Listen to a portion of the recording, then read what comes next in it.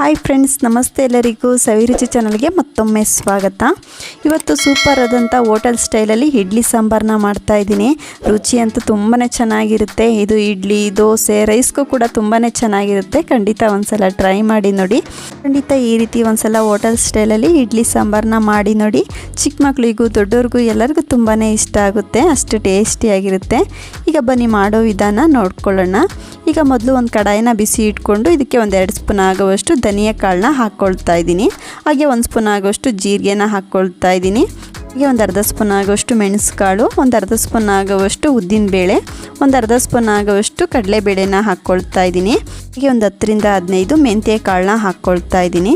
ಹಾಕ್ಕೊಂಡು ಲೋ ಫ್ಲೇಮಲ್ಲೇ 1 ನಿಮಿಷ ಚೆನ್ನಾಗಿ ಹುರ್ಕೊಳ್ಳೋಣ. ಈ ರೀತಿ ಲೋ ಫ್ಲೇಮಲ್ಲೇ 1 ನಿಮಿಷ ಚೆನ್ನಾಗಿ ಫ್ರೈ ಮಾಡ್ಕೊಂಡಿದ್ದಾದಮೇಲೆ ಒಂದು ಅರ್ಧ ಭಾಗ ಫ್ರೈ ಆದರೆ ಸಾಕು. ಈಗ ಇದಕ್ಕೆ ನಾನು ಒಂದು 5 ರಿಂದ 6 ಬ್ಯಾಡಗೆ ಮೆಣಸಿನ್ಕಾಯಿನ ಹಾಕ್ಕೊಳ್ತಾ ಇದ್ದೀನಿ. ಹಾಗೆ ಒಂದು 3 ಖಾರದ ಮೆಣಸಿನ್ಕಾಯಿ, ಸ್ವಲ್ಪ ಹಸಿ ಕರಿಬೇವಿನ ಸೊಪ್ಪು, ಹಾಗೆ ಒಂದು ಪೀಸ್ ಆಗೋಷ್ಟು ಚಕ್ಕೆನ ಸ್ವಲ್ಪ ಕಟ್ ಮಾಡಿ ಹಾಕ್ಕೊಳ್ತಾ ಇದ್ದೀನಿ. ನೀವು ಈ ಮಸಾಲೆಗಳನ್ನ ಎಣ್ಣೆಯಲ್ಲಿ ಸಹ ಹುರ್ಕೊಳ್ಬೋದು ಅಥವಾ ಈ ರೀತಿ ಡ್ರೈ ಆಗಿ ಕೂಡ ಹುರ್ಕೊಳ್ಬೋದು. ಈಗ ಮೆಣಸಿನ್ಕಾಯಿ, ಕರಿಬೇವಿನ ಸೊಪ್ಪು ಸ್ವಲ್ಪ ಕ್ರಿಸ್ಪಿ ಆಗೋವರೆಗೂ ಹುರ್ಕೊಳ್ಳೋಣ. ಈ ರೀತಿ ಮೆಣಸಿನ್ಕಾಯಿ ಸ್ವಲ್ಪ ಫ್ರೈ ಮಾಡ್ಕೊಂಡ ನಂತರ ಒಂದು ಚಿಕ್ಕ ಕಪ್ಪಲ್ಲಿ ಒಂದು ಅರ್ಧ ಕಪ್ ಆಗೋಷ್ಟು ಒಣ ಕೊಬ್ಬರಿ ತುರಿನ ಹಾಕ್ಕೊಳ್ತಾ ಇದ್ದೀನಿ.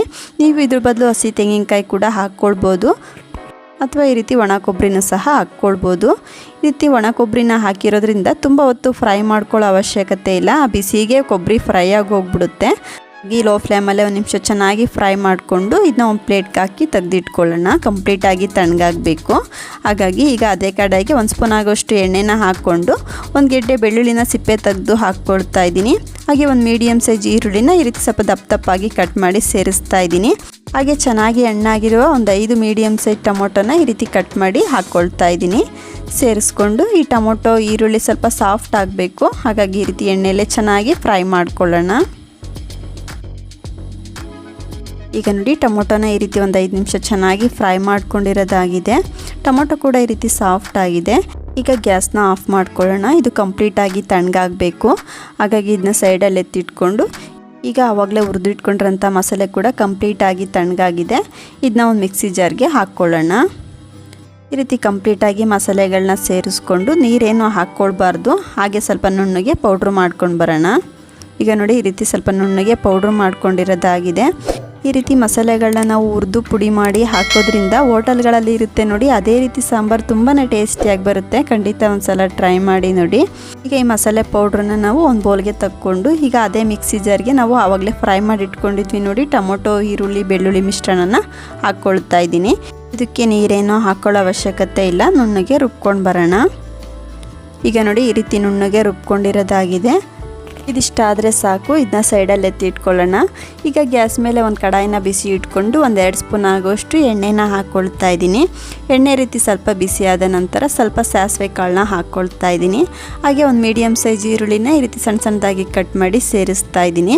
ಹಾಗೆ ಒಂದು 2 ಬ್ಯಾಡಗೆ ಮೆಣಸಿನ್ಕಾಯಿನ ಈ ರೀತಿ ಮಧ್ಯಕ್ಕೆ ಕಟ್ ಮಾಡಿ ಹಾಕ್ಕೊಂಡು ಸ್ವಲ್ಪ ಹಸಿ ಕರಿಬೇವಿನ ಸೊಪ್ಪನ್ನ ಹಾಕ್ಕೊಂಡು ಈರುಳ್ಳಿ ಸ್ವಲ್ಪ ಚೆನ್ನಾಗಿ ಸಾಫ್ಟ್ ಆಗೋವರೆಗೂ ಎಣ್ಣೆಯಲ್ಲೇ ಸ್ವಲ್ಪ ಫ್ರೈ ಮಾಡ್ಕೊಳ್ಳೋಣ. ನಿಮ್ಗೇನಾದರೂ ಇಷ್ಟ ಇತ್ತು ಅಂದರೆ ಈ ಸಮಯದಲ್ಲಿ ಸ್ವಲ್ಪ ಇಂಗು ಸಹ ಹಾಕ್ಕೊಳ್ಬೋದು. ಈ ರೀತಿ ಈರುಳ್ಳಿ ಸ್ವಲ್ಪ ಸಾಫ್ಟ್ ಆದ ನಂತರ ನಾವು ರುಬ್ಕೊಂಡಿದ್ವಿ ನೋಡಿ ಟೊಮೊಟೊ ಈರುಳ್ಳಿ ಮಿಶ್ರಣನ ಹಾಕ್ಕೊಳ್ತಾ ಇದ್ದೀನಿ. ನಾವು ಟೊಮೊಟೊ ಈರುಳ್ಳಿ ಎಣ್ಣೆಯಲ್ಲಿ ಚೆನ್ನಾಗಿ ಹುರಿದು ರುಬ್ಬಿ ಹಾಕಿರೋದ್ರಿಂದ ತುಂಬ ಹೊತ್ತು ಫ್ರೈ ಮಾಡ್ಕೊಳ್ಳೋ ಅವಶ್ಯಕತೆ ಇಲ್ಲ. ಈ ರೀತಿ ಸ್ವಲ್ಪ ಫ್ರೈ ಮಾಡಿಕೊಂಡು ಈಗ ಇದಕ್ಕೆ ಆವಾಗಲೇ ಹುರಿದು ಪೌಡ್ರ್ ಮಾಡಿ ಇಟ್ಕೊಂಡಿರೋಂಥ ಇಡ್ಲಿ ಸಾಂಬಾರು ಪೌಡ್ರನ್ನ ಒಂದು 2 ಸ್ಪೂನ್ ಆಗೋಷ್ಟು ಹಾಕ್ಕೊಳ್ತಾ ಇದ್ದೀನಿ. ಇದ್ರ ಬದಲು ಸಾಂಬಾರು ಪೌಡ್ರನ್ನು ಸಹ ಹಾಕ್ಕೊಳ್ಬೋದು. ಖಂಡಿತ ಈ ರೀತಿ ಒಂದ್ಸಲ ಇಡ್ಲಿ ಸಾಂಬಾರು ಪೌಡ್ರನ್ನ ಮನೆಯಲ್ಲೇ ಮಾಡಿ ಇಡ್ಲಿ ಸಾಂಬಾರನ್ನ ಮಾಡಿ ನೋಡಿ, ತುಂಬಾ ಟೇಸ್ಟಿಯಾಗಿ ಬರುತ್ತೆ. ಈಗ ಡ್ರೈ ಮಸಾಲೆಗಳನ್ನ ಸಹ 1 ನಿಮಿಷ ಚೆನ್ನಾಗಿ ಫ್ರೈ ಮಾಡಿಕೊಂಡು ಈಗ ಇದಕ್ಕೆ ಮಿಕ್ಸಿ ಜಾರ್ಗೆ ಸ್ವಲ್ಪ ನೀರನ್ನ ಹಾಕ್ಕೊಂಡು ಸೇರಿಸ್ತಾ ಇದ್ದೀನಿ. ಹಾಗೆ ಸ್ವಲ್ಪ ಎಕ್ಸ್ಟ್ರಾ ನೀರನ್ನು ಕೂಡ ಹಾಕ್ಕೊಂಡು ನಿಮ್ಗೆ ಇಡ್ಲಿ ಸಾಂಬಾರು ಸ್ವಲ್ಪ ತೆಳುವಾಗಬೇಕು, ಗಟ್ಟಿಯಾಗಬೇಕು ನೋಡಿ ನೀರನ್ನ ಸೇರಿಸ್ಕೊಳ್ಬೋದು. ನಾನು ಈ ರೀತಿ ತುಂಬ ಗಟ್ಟಿಯಾಗೂ ಮಾಡ್ಕೊಳ್ತಾ ಇಲ್ಲ, ತುಂಬ ತೆಳುವಾಗಿ ಮಾಡ್ಕೊಳ್ತಾ ಇಲ್ಲ. ಈ ರೀತಿ ಮೀಡಿಯಮ್ ಆಗಿ ಇಡ್ಲಿ ಸಾಂಬಾರನ್ನ ಮಾಡ್ಕೊಳ್ತಾ ಇದ್ದೀನಿ.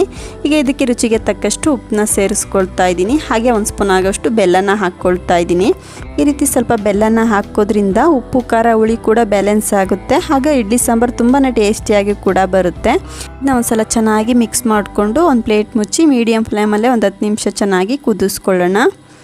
ಈಗ ನೋಡಿ ಒಂದು 10 ನಿಮಿಷ ಚೆನ್ನಾಗಿ ಕುದಿಸ್ಕೊಂಡಿರೋದಾಗಿದೆ. ಈ ರೀತಿ ಇಡ್ಲಿ ಸಾಂಬಾರು ಕೂಡ ಗಟ್ಟಿ ಆಗ್ತಾ ಬರ್ತಾ ಇದೆ.